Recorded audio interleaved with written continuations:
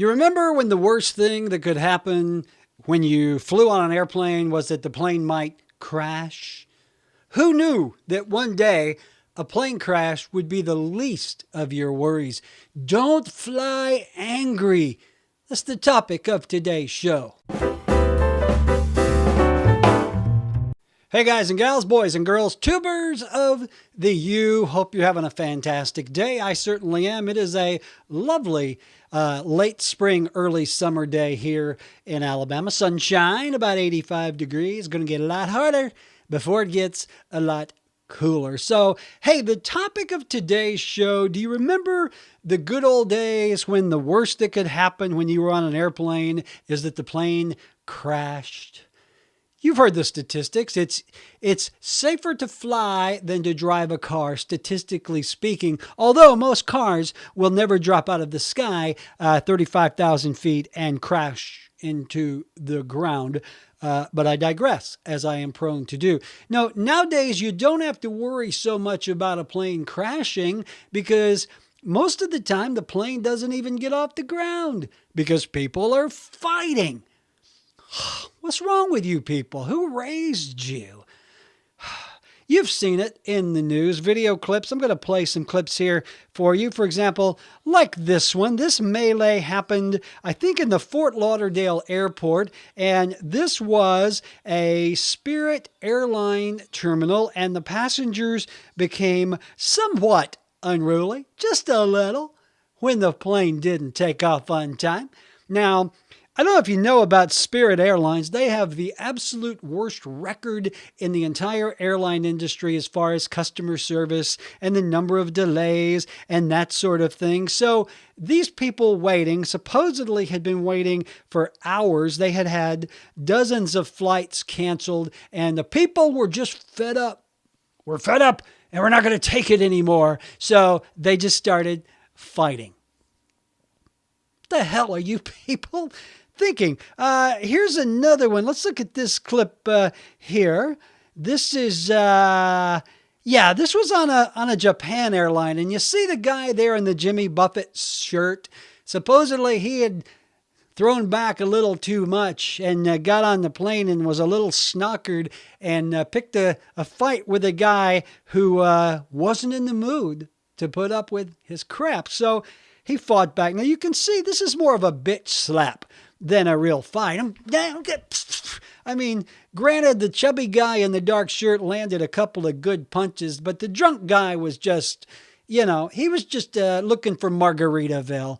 And that brings up a good question. Who came up with this idea? Who thought it would be a good idea to put a lot of sweaty, irritable people inside of a metal tube, let them sit on the runway for a few hours, and serve them alcohol?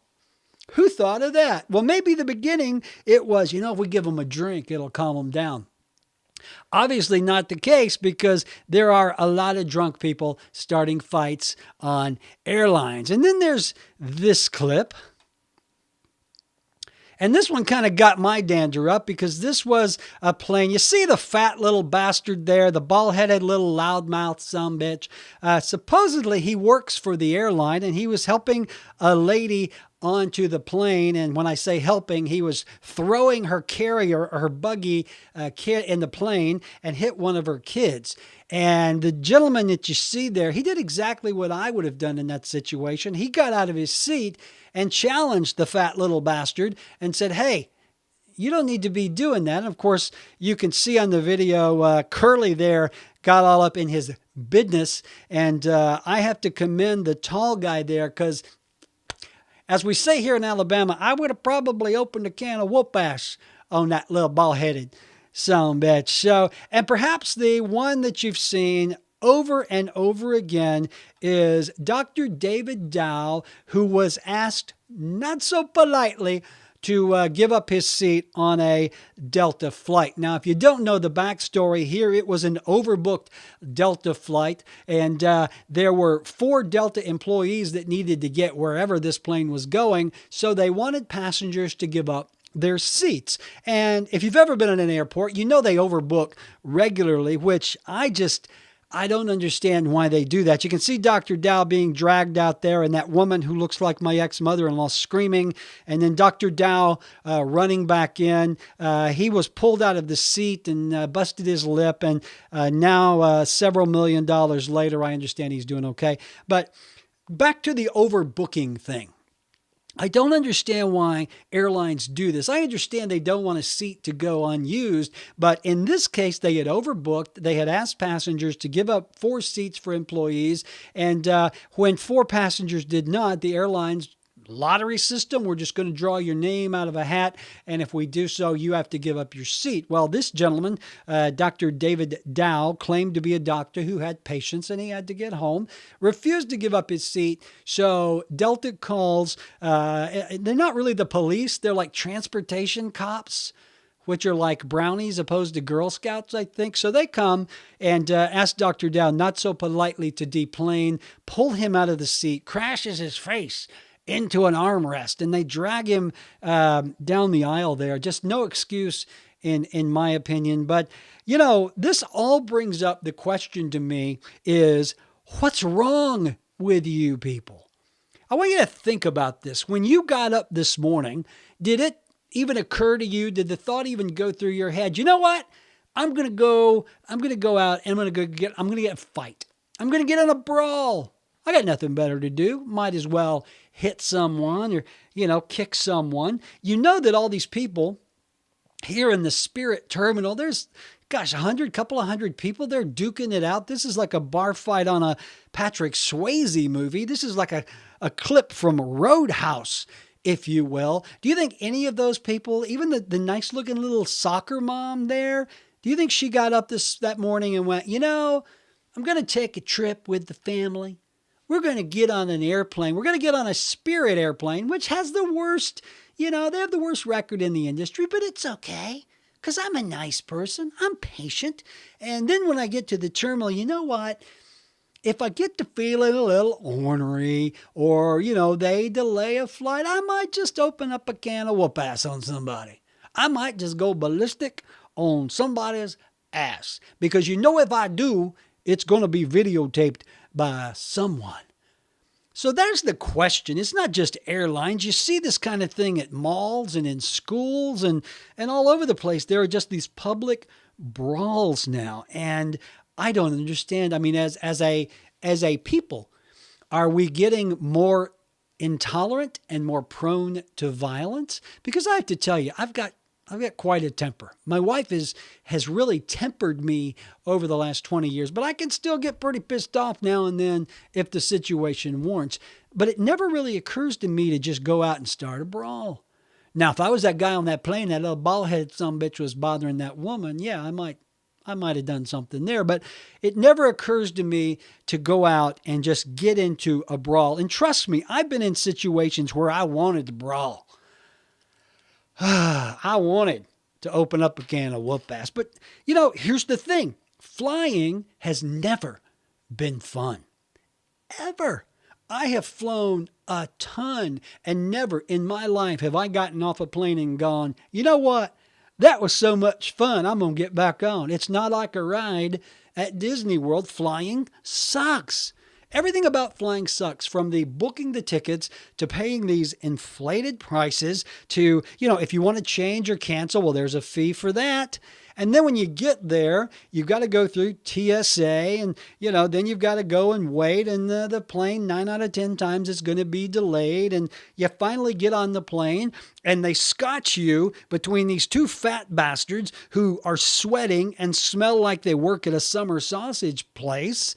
And then you've got 3 or 4 rows back, a screaming baby. And don't get me started on screaming babies. The baby doesn't bother me nearly as much as the parent who doesn't do anything about the screaming baby. And then you've always got the toddler sitting right behind you who thinks it is their God-given right to hold on to the back of your seat and shake that so much.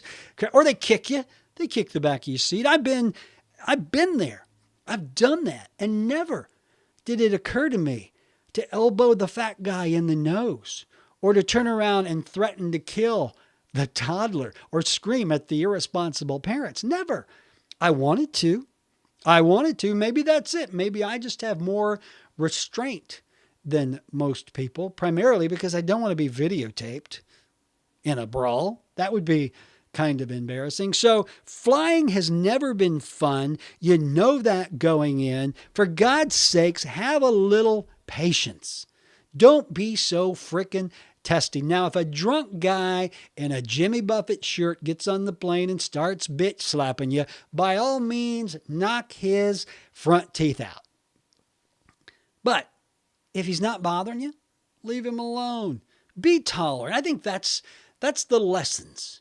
You know, if we look at this from a biblical perspective, I think there was probably something in the Bible about showing your ass in public, as my mom would say. Don't show your ass. That's a phrase here in the South. But so many people seem to forget that. You know, again, it's not just flying. You can go to the mall. You just go online and type in Google fight video, and you won't see just Brad Pitt in Fight Club, which is like the good old days. You know, you'll see people in malls and planes and everywhere just going at each other. And maybe that's the solution. Maybe we start fight clubs where these idiots, these intolerant, violent people can get that out of their system and go on about their day. You know, you remember the movie The Great Santini, when his boys got into an argument, he would just put boxing gloves on them and let them duke it out. Maybe that's what we need to do now. We are becoming so intolerant and so prone to violence. Let's just let you get it out of your system. And then we'll videotape it and put it on YouTube. How cool is that? So what are you going to do? What are you going to do? You're not going to do anything. You're just going to continue doing what you do on a daily basis and try to behave yourself. Act like you got some smarts. You know, do unto others as they would do unto you. And if you do unto them, make sure you get a video. All right, guys. Hey, that is going to do it for me. I am out of coffee and out of breath. Hey, if you liked what you see here, if you enjoyed this rant, and God help you, if you didn't, do me a favor, hit that subscribe button down there. And once you do, you're going to see a little bell. I want you to ring my bell. I want you to press that button, because if you do, every time I do one of these rants, you will be notified. And God forbid you miss this. This is an entertainment value, ladies and gentlemen. Doesn't cost you one red cent. And let me tell you, you're never going to see a fight break out here unless it's among my dogs. Nacho gets a little testy sometimes, but that's okay. He's deserved. All right, guys, that is going to do it. Don't forget, find me on Facebook, find me on Twitter, find me at a terminal at an airline near you. And if you do find me, leave me alone. I might knock your fucking teeth out. I'm just kidding. I wouldn't do that. I wouldn't. What do you want me to do? You just want me to hit you? Come on. Do me this one favor. Why? Why? I don't know why. I don't know. Never been in a fight. You? No, but that's a good thing. No, it is not. How much can you know about yourself if you've never been in a fight? I don't want to die without any scars.